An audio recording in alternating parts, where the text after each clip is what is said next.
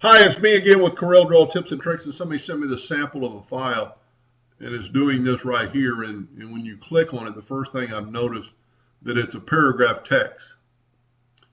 I've never text path put text to path with a paragraph text.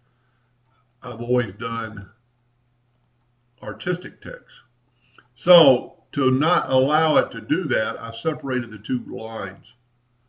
And also I put this in the center of the page, and I'm going to take it upon myself to clean this up and make it look a little bit more equal.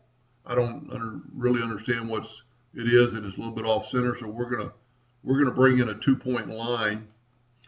Whoop, guess it helped to get the 2-point line, and hold down the control button. Then I'm going to hit P, and you can see it's not in the center of that, but that's not a problem. I'm going to put the nudge factor right there, and I'm going to take the virtual segment delete key, and I'm going to delete that. I'm also going to clean this up just a hair, get that little bitty hump out of there, and make it look more uniformed, I guess. That's good enough for the video. Then I'm going to Control D and make it, and also you've got your offset set on 0.25, and I've never found a reason for that, and this is one good example. So Control D and make a duplicate, and then hold down this handle. While holding down the control button, it'll make a mirror of that. Now they are two separate lines, so we can use our nudge factor, and we're going to put just 1/4 of an inch. They're two separate lines, so we're just going to move them over. Then we're going to go up and get the first line of the text, and that might work. That size might work. We'll see, and we'll zoom in. And this is artistic text, so I'm going to go text, fit text to path, and I'm going to put it along this path. And it's a little bit big, so let's back up. Let's select both of them. It's a huge item, so we'll make this 95 points.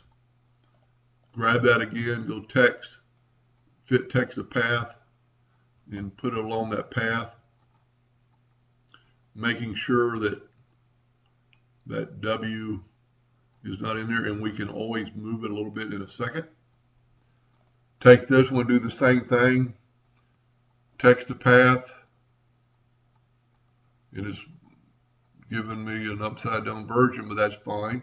We can always mirror it and get it back, and then with these controls, you can control it, the spacing from the line, and then you can also control the placement of the line around itself. Now, we've still got our nudge factor set on 0.25. Let's bring this back to this line, and that's how I would do it. Now you could change this a lot with the shape tool, and make it longer, make it shorter, but I think it looks pretty good.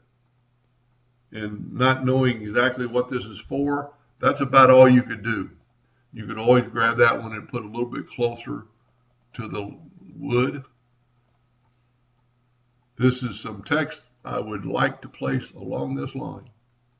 Now we're not taking up the whole line. Let's see if we can't change it to 100 points. I don't know how important that is. And then we can always have it go around the line.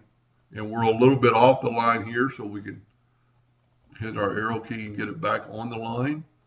And then we can convert this one to 100 points and do the same thing, taking up more of the line. And I know this is not the text you picked, because when you sent me the file, I didn't have that text, but that'll work with any text. So try it with artistic text.